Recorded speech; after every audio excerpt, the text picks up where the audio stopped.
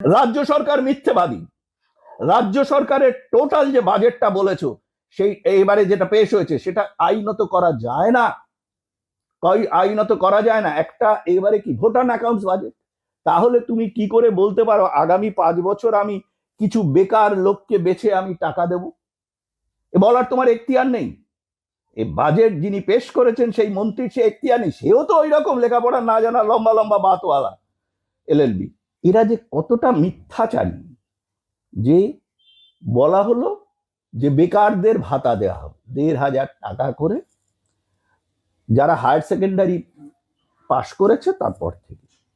তুমি যদি 2017 থেকে 2021-এর হিসেব নাও, তাতে ওই পরীক্ষায় পাশ করেছে 47 লাখ ছাত্রছাত্রীর কিছু বেশি ছাত্র। তাদেরকে তোমার ভাতা দেওয়ার কথা 1500 টাকা করে মাসে। তুমি 5,000 টাকা বরাদ্দ করলে তার জন্য। তুমি যদি হিসেব করে দেখো 5,000 টাকা 1500 টাকা করে মাসে দিলে ম্যাক্সিমাম 27 লাখের কিছু বেশি পায়। এখানেও ধাপ্পা, উনি 50% লোককে দেবেন না, কিন্তু সেটা ওনার বাজেটে, মানে বাজেটে প্রভিশন রেখে যে বলবে, সেইটুকু বলার মতো বিদ্যে বুদ্ধি যে আইএএসরা তৈরি করে দেয়, যে অফিসাররা তৈরি করে দেয়, তাদের তো নেই, এই মন্ত্রীদেরও নেই। এই আনপড় গাওয়ারদের একটাই কাজ, কি করে টাকা লোটা যায়, কি করে সরকারি এক্সচেকার লোটা যায়, বিভিন্নভাবে ফুর্তি করা যায়। তুমি লক্ষ্মীর ভান্ডারে 500 টাকা বানালে কোনো মানে হয়? যেখানে উত্তরপ্রদেশ নিয়ে তুমি এত কথা বলছো, উত্তরপ্রদেশে 2,500 টাকা করে দেয়, তুমি 1,000টা 1,500 করলে। কি বড় বড় কথা বলছো? তোমার টাকা নেই।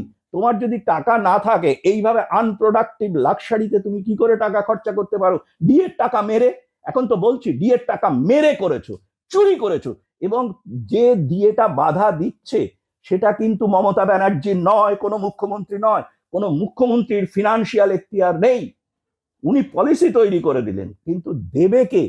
যে আইন বুঝে যেটা দেবে সেটা হচ্ছে তোমার ফিনান্স সেক্রেটারি, এবং সেটা অ্যাপ্রুভ করবেন চিফ সেক্রেটারি। এই দুজন রেসপন্সিবল। সুপ্রিম কোর্ট কিন্তু এই দুজনকেই ধরবে, এবং সুপ্রিম কোর্টের অর্ডার ভায়োলেট করলে যেটা হয়, আইনে আছে সেটাই হবে, এবং তারা বুঝে গেছেন কি হবে।